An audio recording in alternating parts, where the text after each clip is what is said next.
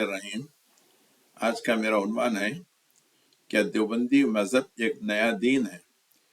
खुद अकाबरीन देवबंद कहते हैं कि हाँ, ये एक नया दीन है, एक ऐसा दीन जिसको रशीद अहमद गंगोही और कासिम नानातवी ने कायम किया।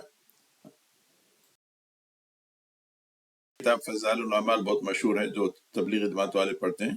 खुद उन्होंने कहा है कि मैं हुसैन अहमद मदनी और अशरफ अली थानवी को आफ्ताब व महताब समझता हूँ, और इन्होंने जो दीन कायम किया है, सुनिए, दीन कायम किया है, ये उनका जुमला है, मेरा जुमला नहीं है। उसी पे हम रहेंगे।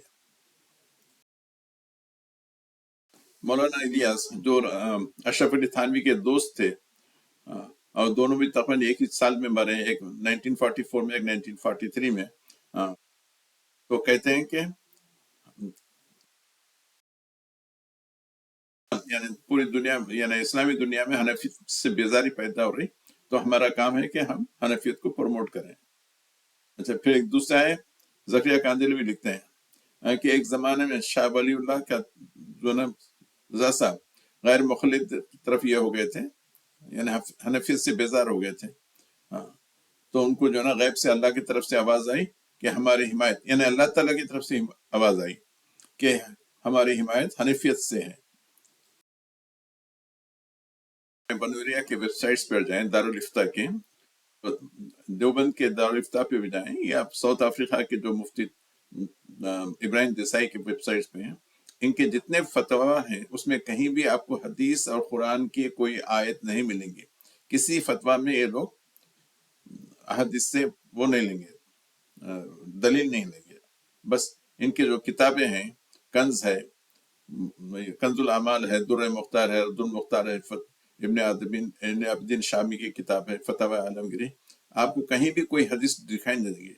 अच्छा, जब ये चीज़ देखा तो रशीद अहमद गंगोही ने महसूस किया कि अब लोगों में जो ना हदीस की तरफ इल्तिफात पैदा हो रहा है, तो ऐसा करेंगे कि जो ना हमारे फतवा को, यानी हमारे जो मुत्तहिदीन के जो अक़वाल हैं, उसको हदीस के मुवाफ़िक़ हम साबित करने की कोशिश करेंगे। तो यहाँ से दारुल उलूम देवबंद का एक काम शुरू हुआ। इससे पहले काम नहीं था कि जो है ना अपने फतवा को साबित करें। ये काम सबसे पहले रशीद अहमद गंगोही ने शुरू किया। ये भी दारुल उलूम देवबंद के बानियों में से हैं। इनका इंतकाल 1908 में हुआ।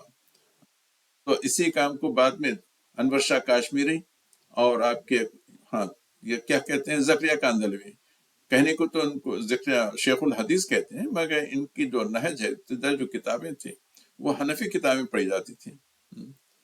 और आप भी इनके फतवा देख लें, कहीं भी से शाये हुआ है फतवा दारुल उलूम ज़करिया, वो मैंने पढ़ा है, उसमें कहीं भी हदीस का नाम नहीं है। फिर फतवा महमूदिया, ये भी ऑनलाइन है, आप उसमें देखें, उसमें हदीस का कहीं भी नाम नहीं है। जितना भी इनके पास रेफरेंसेस हैं, बस अपने जो मुत्तहिदीन के 4-5 किताबें हैं, बस उन्हीं का नाम आएगा। रद्दुल मुख्तार, दुरुल मुख्तार, फिर कंजुल अमाल, फतवा इब्न अबदीन शामी और आलमगीरी वगैरह। ये रहती कि अगर कोई भी रिवायत, यानी कोई भी हदीस फ़िक़्ह हनफ़ी के खिलाफ यानी मालूम हो, तो उसकी रिवायत, उसको दलील करके उसको अपने फ़िक़्ह के मुवाफ़िक़ बना देते थे। कहते हैं और दलील, यानी कुरान व हदीस, हमारे लिए कुरान व हदीस दलील नहीं, हम मुख़ल्लिद के लिए फ़ुक़हा का फतवा काफ़ी है, यानी कि जो मुत्तहिदीन हैं उनका फतवा काफ़ी है। और फिर फ़ुक़हा की दलील तश्शीश करना, यानी उसकी खोज करने का भी हमको हक नहीं, जो भी है बस उसी पे अंधे होकर अमल करें। फिर मौजूदा दौर के जो शेखुल इस्लाम है, मुफ्ती देवबंदी तक़ी उस्मानी, सुनिए उनका, और से सुनिए। बल्कि अगर किसी मुख़ल्लिद, यानी किसी शख्स को अगर इत्तेफ़ाक़न कोई हदीस ऐसी नज़र आ जाए जो बज़ाहिर इसके इमाम मुज्तहिद के मसलक के ख़िलाफ़ मालूम होती हो, तब भी उसका फ़रीज़ा ये है कि वह अपने इमाम व मुज्तहिद के मसलक पर अमल करे। यानी हदीस जाए भाड़ में, मगर इमाम व मुज्तहिद के मसलक पर अमल करे।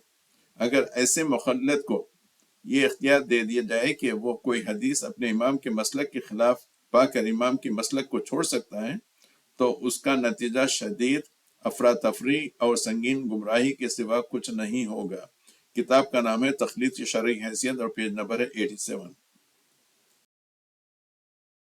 فرماتے ہیں مخلد کا کام صرف تخلید ہے، اگر اسے کوئی حدیث اپنے امام کے مسلک کے خلاف نظر آئے تب بھی اسے اپنے امام کا مسلک نہیں چھوڑنا چاہیے۔ فرماتے ہیں کہ ان کے نزدیک امام کی مخالفت میں قرآن و حدیث پر عمل کرنا گمراہی ہے۔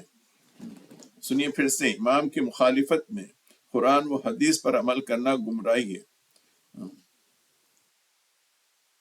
جبکہ اس کے برعکس قرآن و حدیث کی مخالفت میں امام کے قول پر عمل کرنا عین حق اور صراط مستقیم ہے۔ یعنی صراط مستقیم کیا ہے؟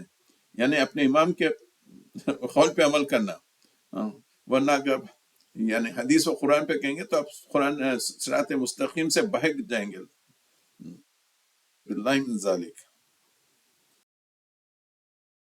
اور اپنے یعنی اتنے اللہ کے ڈر سے بے خوف ہو گئے جو مسلمانوں پر حدیث کو چھوڑنا اور امام کے قول کو لازم پکڑنا فرض قرار دے رہے ہیں۔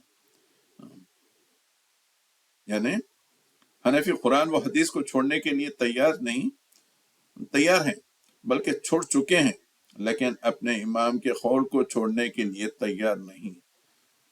پھر اس میں اب وہ کیا ہے، سورۃ توبہ میں جو آیتیں ہیں، اتخذوا احبارهم ورهبانهم اربابا من دون اللہ۔ اللہ تعالیٰ ہم کو اس قسم کی تقلید سے بچائے، آمین۔